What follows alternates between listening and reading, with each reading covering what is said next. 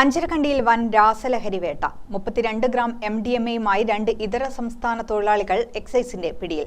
Pinarayi range excise inspector KS കണ്ണന്റെ നേതൃത്വത്തിൽ നടത്തിയ പരിശോധനയിലാണ് അസം സ്വദേശികളായ സഹിദുൽ ഇസ്ലാം, മൊഗിബാർ അലി എന്നിവർ പിടിയിലായത്. 32 ഗ്രാം MDMA-യുമായി 2 ഇതര സംസ്ഥാന തൊഴിലാളികളാണ് എക്സൈസിന്റെ പിടിയിലായത്. Pinarayi range excise inspector KS കണ്ണന്റെ നേതൃത്വത്തിലായിരുന്നു പരിശോധന. അസം സ്വദേശികളായ സഹിദുൽ ഇസ്ലാം, മൊഗിബാർ അലി എന്നിവരാണ് പിടിയിലായത്. എക്സൈസ് കമ്മീഷൻ സ്ക്വാഡ് അംഗങ്ങളായ P ജലീഷ്, K ബിനീഷ് എന്നിവർക്ക് ലഭിച്ച രഹസ്യവിവരത്തിന്റെ അടിസ്ഥാനത്തിൽ കേരള ആന്റി ടെററിസ്റ്റ് സ്ക്വാഡിന്റെ കൂടി സഹായത്തോടെയായിരുന്നു പരിശോധന. രാസലഹരി വിൽപ്പനയ്ക്കായി ഇതര സംസ്ഥാന തൊഴിലാളികൾ അഞ്ചരക്കണ്ടി ഭാഗത്ത് എത്തുമെന്നായിരുന്നു വിവരം.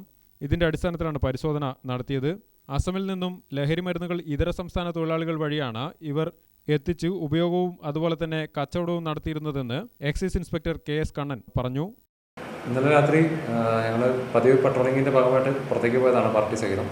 അപ്പോൾ യാദൃശികമായിട്ട് ഞങ്ങൾ കുറച്ച് നാളായിട്ട് നിരീക്ഷിച്ച് വരുന്ന ഞങ്ങളുടെ കമ്മീഷൻ സ്ക്വാഡ് അംഗങ്ങൾ ആയിട്ടുള്ള ജലീഷ്, ബിനീഷ് ഇങ്ങനെയുള്ളവർ കുറച്ച് നാളുകളായിട്ട് നിരീക്ഷിച്ച് വരുന്ന 2 അസം സ്വദേശികളെ ഞങ്ങൾ അഞ്ചരക്കണ്ടി ചാലോർ റോഡിൻ്റെ സൈഡിലായിട്ട് കണ്ടു.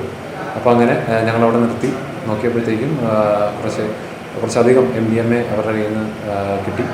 ഏകദേശം ഒരാളുടെ കയ്യിൽ നിന്ന് 56 വയസ്സോളം പ്രായം തോന്നിക്കുന്ന ഒരാളുടെ കയ്യിൽ നിന്ന് 23 ഗ്രാം MDMA-യും മറ്റ് 25 വയസ്സുള്ള ഒരാളുടെ കയ്യിൽ നിന്ന് 9 ഗ്രാം MDMA-യാണ് ഞങ്ങൾക്ക് കിട്ടിയത്.